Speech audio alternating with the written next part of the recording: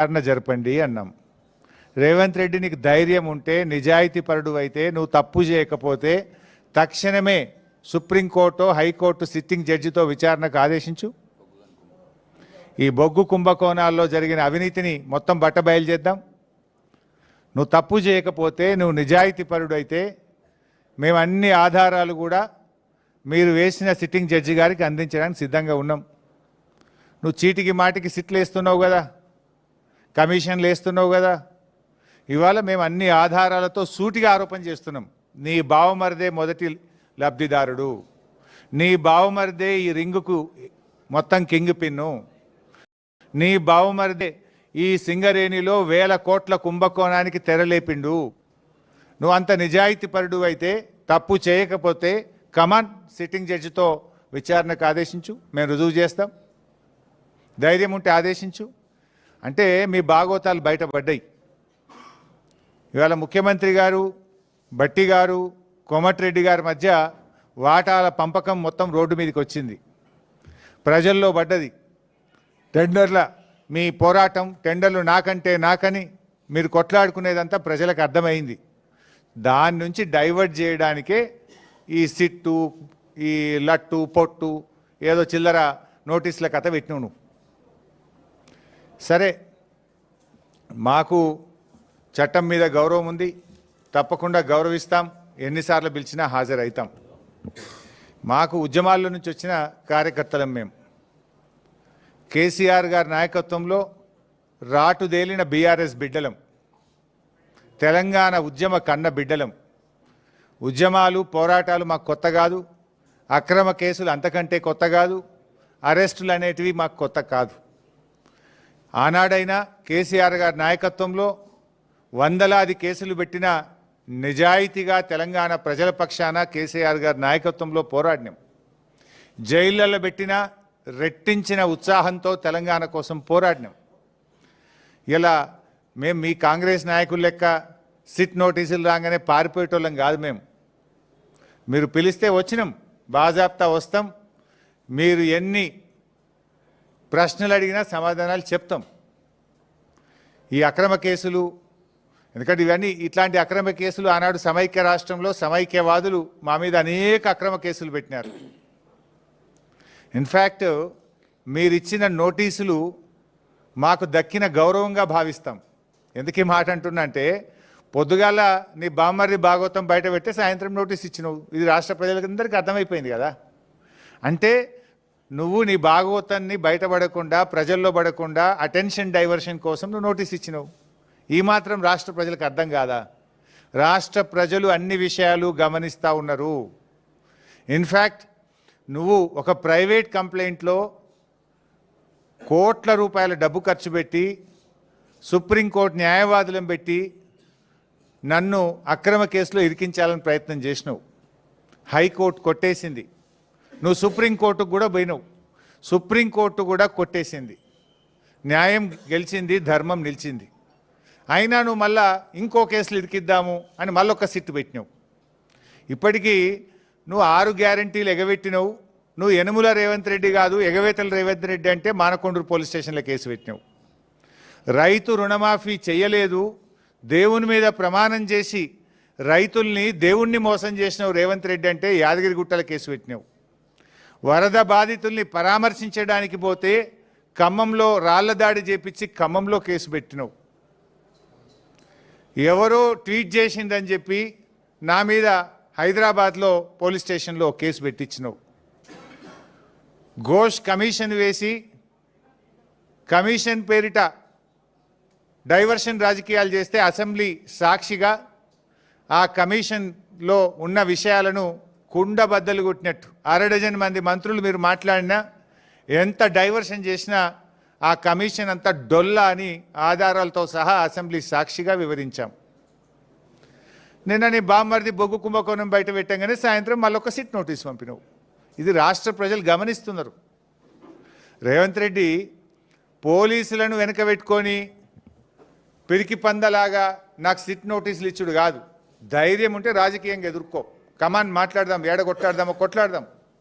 నీకు ధైర్యం ఉంటే 6 గ్యారెంటీల మీద మాట్లాడదాం, రైతు రుణమాఫీ మీద మాట్లాడదాం, బొగ్గు కుంభకోణం మీద మాట్లాడదాం, ఇండస్ట్రీస్ కుంభకోణం మీద మాట్లాడదాం, భూముల కుంభకోణం మీద మాట్లాడదాం, పవర్ కుంభకోణం మీద మాట్లాడదాం, ఏ కుంభకోణం మీద మాట్లాడదాం. నీ ప్రభుత్వం కుంభకోణాలకు నిలయంగా మారింది. నీ ప్రభుత్వం ఇవాళ మొత్తం ఎక్కడికక్కడ దోచుకొని తింటా ఉన్నారు. ప్రజలకు ఇచ్చిన గ్యారంటీలు గాలికి వదిలేసిండ్రు. అందిన కాడికి దండుపాలెం ముఠాలాగా దోచుకుంటా ఉన్నారు మీరు.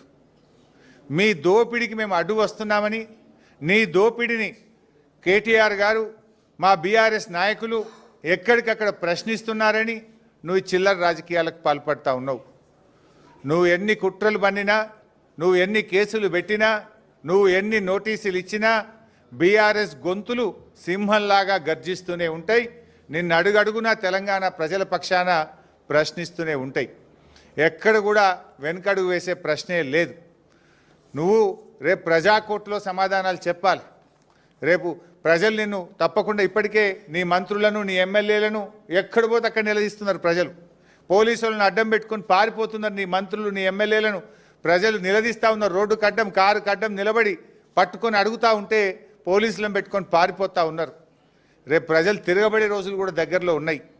నువ్వు సిట్టు, లట్టు, పొట్టు ఎన్నన్నా వేసుకో, ఏమన్నా చేసుకో, మాకు న్యాయస్థానాల మీద గౌరవం ఉంది. నువ్వు ఎక్కడికి పిలిచినా వస్తా, ఎన్నిసార్లు పిలిచినా వస్తా, నిజాయితీగా సమాధానాలు చెప్తాం. మేము భయపడం. చట్టం మీద మాకు గౌరవం ఉంది. నీ చిల్లర రాజకీయాల మీదనే మాకు అసహ్యం ఉంది. వెగటు పుడతా ఉంది ప్రజలకు. నీ భాష, నీ మాటలు వింటా ఉంటే రోత పుడతా ఉంది ఇలా రాష్ట్ర ప్రజలకు. రేవంత్ రెడ్డి గారు చూసుకో, అసలు ఇడిచిపెట్టం, నేను ఇంకా గట్టి కొట్లాడతాం. నీ 6 గ్యారెంటీల అమలు మీద, నీ కుంభకోణాల మీద మేము మా పోరాటాలు జరుపుతూనే ఉంటాం. మాది ఉద్యమ పార్టీ, రాష్ట్రం సాధించిన పార్టీ బీఆర్ఎస్ పార్టీ. మేము కేసీఆర్ సృష్టించిన సైనికులం, కార్యకర్తలం. మాకు త్యాగాలు తెలుసు, మాకు పోరాటాలు తెలుసు. నీలాగా వెన్నుపోట్లు, కుట్రలు, కుతంత్రాలు, చీకటి రాజకీయాలు మాకు తెలియవు. మా కేసీఆర్ నేర్పింది పోరాటం, త్యాగం, ప్రజల పక్షాన నిలబడడం మా కేసీఆర్ గారు నేర్పినారు. నువ్వు ఎన్ని సిట్ నోటీసులు పంపుతో పంపు, మేము భయపడేది లేదు. కానీ నువ్వు దర్యాప్తు పేరు మీద ఆడుతున్నటువంటి ఈ నాటకం తెలంగాణ ప్రజలు నిశ్చితంగా గమనిస్తూ ఉన్నారు. నాకు తెలిసి ఇవాళ మళ్ళీ లీక్ ఇస్తారు. ఇట్లయిందట, అట్లయిందట, లోపలనో ఓ చిల్లర లీక్ ఇస్తారు. దమ్ముంటే వీడియో బయటపెట్టు. మొత్తం వీడియో రికార్డింగ్ అయింది కదా. I am challenging Revanth Reddy. ఇవాళ జరిగిన, నన్ను అడిగిన ప్రశ్నలు, నేను చెప్పిన సమాధానాలు మొత్తం వీడియో బయటపెట్టు, రాష్ట్ర ప్రజలు చూస్తారు. చిల్లర లీకులు ఎందుకు ఇస్తావు? మళ్ళీ నాకు తెలిసి ఇప్పుడు సాయంత్రం లీక్ ఇస్తారు. లీకుల ప్రభుత్వం ఇది. లీకుల ప్రభుత్వం, స్కామ్ల ప్రభుత్వం. లీకుల మీదనే ప్రభుత్వాన్ని నడుపుతున్నాడు రేవంత్ రెడ్డి. ఎంతకాలం నడుపుతావు లీకులను? ఈ లీకులు, ఈ చిల్లర రాజకీయాలు, ఈ బురద రాజకీయాలు నడవయి. ప్రజలకు డెలివరీ కావాలి, ప్రజలకు ఇచ్చిన మాట నిలబెట్టుకోవాలి. అరే నాట్లు పడుతున్నాయి, ఇదివరకు రైతు బంధు ఇయ్యలే, రైతు బంధు ఎప్పుడు ఇస్తావో చెప్పు. నాట్లకు కేసీఆర్ పైసలు ఇస్తే నువ్వు ఓట్లకు పైసలు ఇస్తున్నావు. ఓ పంటకు ఇస్తున్నావు, ఓ పంటకు ఎగబెడుతున్నావు. ఓ పంటకు బోనస్ ఎగ్గొట్టినావు, 2 పంటలకు రైతు బంధు ఎగ్గొట్టినావు, సగం మందికి రుణమాఫీ ఎగ్గొట్టినావు, పంటల బీమా ఉత్తదే చేసినావు. అంతా 2 లక్షల ఉద్యోగాలు ఉత్తదే అయిపోయింది. మహాలక్ష్మి 2500 పత్తా లేదు. 4000 పింఛను ఇవాళ ముసలోళ్ళు కళ్ళల్లో వత్తులు వేసుకొని అవ్వాతాతలు ఎదురు చూస్తున్నారు. వాటి గురించి మాట్లాడు.